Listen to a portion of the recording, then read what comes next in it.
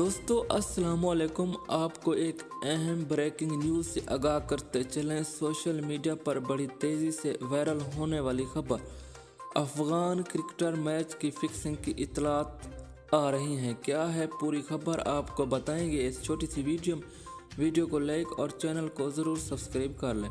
Friends, बड़ी तेज़ी से वायरल होने वाली खबर, अफ़गान क्रिकेटर ने मैच फिक्सिंग की, जिसकी गूंज सोशल मीडिया पर ये तमाम तर खबरें सोशल मीडिया पर गर्दिश करती नज़र आ रही हैं। क्या है हकीकत?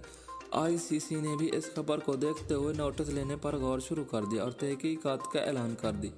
कितनी है सच्चाई और क्या है हकीकत, जांच के बाद मुकम्मल पता चलेगा। फ्रेंड्स, अगर आप क्रिकेट के फ़ैन हैं तो वीडियो को लाइक और चैनल को सब्सक्राइब कर लें ताकि मज़ीद लेटेस्ट वीडियो पर वक्त आपको मिलती रहे।